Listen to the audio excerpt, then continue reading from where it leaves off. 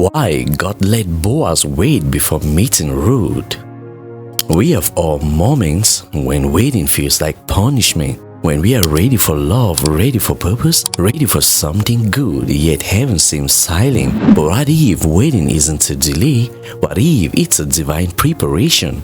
Before Boaz ever met Ruth, God was walking behind the scenes, shaping circumstances, refining hearts, and writing a story that would outlive them both. Today, we will uncover why God let Boaz wait before meeting Ruth, and how that same principle still applies to your own life in relationships.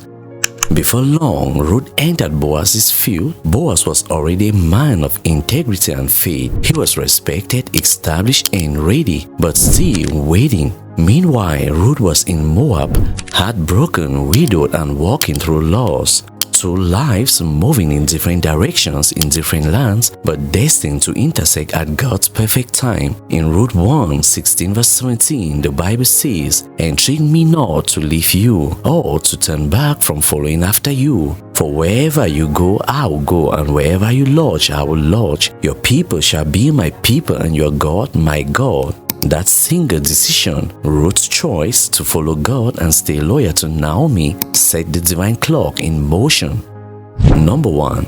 Because God was preparing Ruth's heart. Before Ruth could meet Boaz, she needed healing, humility, and new direction. She had lost her husband, left her home, and entered a foreign land with nothing but faith. God didn't bring Boaz immediately because He wanted Ruth to rediscover who she was in Him, not in marriage, not in identity, but in faith. Ruth's journey wasn't about romance first, it was about restoration. Her obedience in small things opened doors to bigger blessings. Ruth 2 verse 2 says, "So Ruth the Moabite said to Naomi, Please let me go to the field and glean heads of grain after him, in whose sight I may find favor."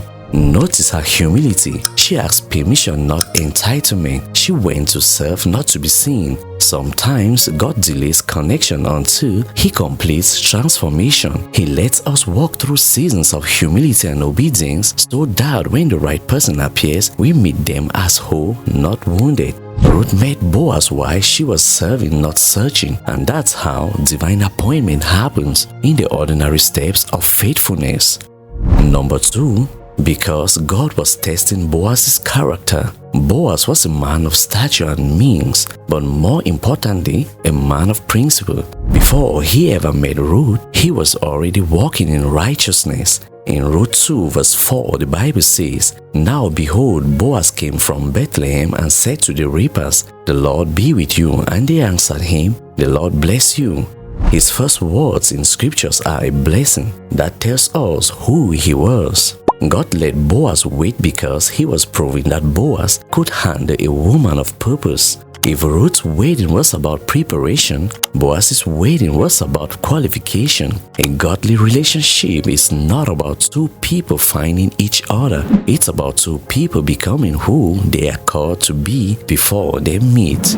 God didn't send Boaz a woman to rescue. He sent him a woman to partner with. And He didn't send Ruth to a man to depend on. He sent her to a man who could lead with integrity. That's why timing matters, because God aligns maturity, not just emotions. Number 3.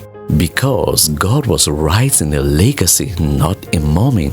When God orchestrates relationships, His vision goes beyond chemistry. It's about destiny. Ruth and Boaz weren't just two people falling in love. They were two threads in God's redemptive plan. From their lineage came King David, and generations later, Jesus Christ. If Boaz and Ruth had met too early or too late, the story wouldn't have been broken. Ecclesiastes 3 verse 11 says, He had made everything beautiful in its time. God's timing isn't just about your happiness, it's about His purpose. Your waiting season might not make sense right now, but if you saw the generations your obedience will impact, you would understand why He's making you wait. The wait isn't wasted, it's woven into eternity. Number 4. Because God was proving loyalty through loss.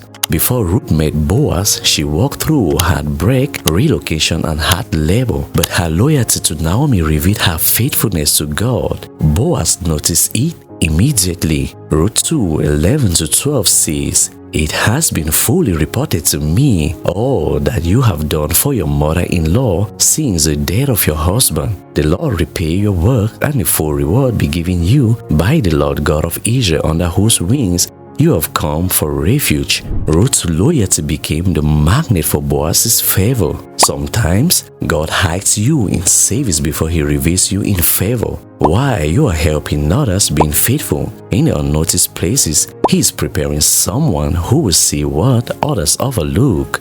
Boaz didn't just notice Ruth's beauty, he noticed her faithfulness, and that was the very thing God had been shaping during her season of waiting. Number 5. Because God was teaching both of them to trust His process.